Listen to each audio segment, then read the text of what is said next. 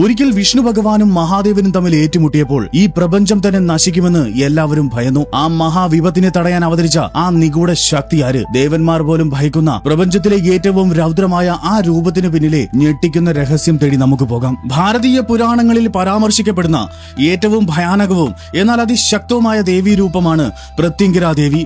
സിംഹത്തിന്റെ ശിരസും മനുഷ്യ സ്ത്രീയുടെ ശരീരവുമുള്ള ഈ ദേവി ശത്രുദോഷം അകറ്റാനും തടസ്സങ്ങൾ നീക്കാനും ഭക്തർക്ക് അഭയമേകുന്നു. എന്നാൽ ഈ രൂപത്തിന്റെ ഉത്ഭവത്തിന് പിന്നിൽ ലോകത്തെ നടുക്കിയ ഒരു വലിയ യുദ്ധത്തിന്റെ കഥയുണ്ട്. അധർമ്മിയായ ഹിരണ്യകശിപു എന്ന അസുര ചക്രവർത്തിയെ വധിക്കാൻ വിഷ്ണു ഭഗവാൻ തൂൺ പിളർന്ന് നരസിംഹമൂർത്തിയായി അവതരിച്ചു. അസുരനെ നിഗ്രഹിച്ചിട്ടും ഭഗവാന്റെ ഉള്ളിലെ ക്രോധാഗ്നി അണഞ്ഞിരുന്നില്ല. രക്തം പൂണ്ട ശരീരവും ചുവന്നു തുടുത്ത കണ്ണുകളും പ്രപഞ്ചം മുഴുവൻ വിറപ്പിക്കുന്ന അത്യുഗ്രമായ ഗർജനവുമായി നരസിംഹമൂർത്തി സംഹാര താണ്ഡവമാടി. ഭൂമിയും ആകാശവും ആ ക്രോധത്തിൽ കത്തിയെരിയുമെന്ന് ഭയന്ന ദേവന്മാർ പരിഭ്രാന്തരായി കൈലാസനാഥനായ മഹാദേവനെ ശരണം പ്രാപിച്ചു. നരസിംഹമൂർത്തിയെ ശാന്തനാക്കാൻ മഹാദേവൻ ഈ ലോകം ഇന്നുവരെ കാണാത്ത അതിഭീകരമായ ഒരു രൂപം സ്വീകരിച്ചു. അതായിരുന്നു ശരഭമൂർത്തി, അല്ലെങ്കിൽ ശരഭേശ്വരൻ. 1000 സൂര്യന്മാരുടെ തേജസ്സുള്ള പകുതി പക്ഷിയുടെയും പകുതി സിംഹത്തിന്റെയും രൂപം. 8 കാലുകളും അതിശക്തമായ ചിറകുമുള്ള ശരഭമൂർത്തി ഭൂമിയിലേക്ക് ഇറങ്ങി വന്നപ്പോൾ പ്രപഞ്ചം നിശ്ചലമായി. അങ്ങനെ മഹാവിഷ്ണുവിന്റെ നരസിംഹമൂർത്തിയും മഹാദേവന്റെ ശരഭമൂർത്തിയും തമ്മിൽ ലോകം നടുങ്ങിയ ഒരു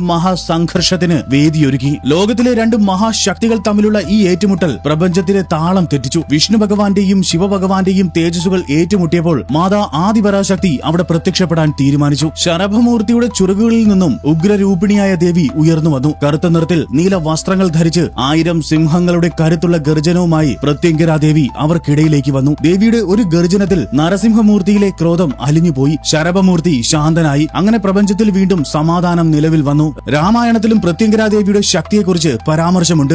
രാവണപുത്രനായ ഇന്ദ്രജിത്ത് ലങ്കയിൽ നിഗൂഢമായ നികുംഭില യാഗം നടത്തിയത് പ്രത്യംഗിരാദേവിയെ പ്രീതിപ്പെടുത്താനായിരുന്നു.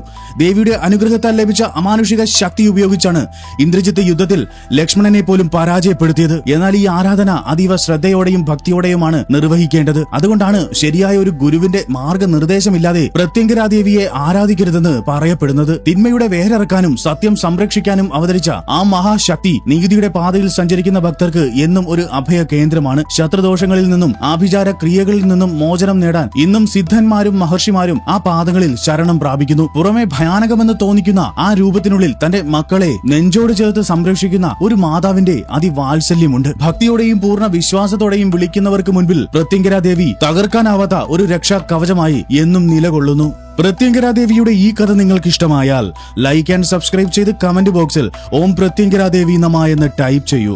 ഓം പ്രത്യംഗിരാ ദേവി നമ.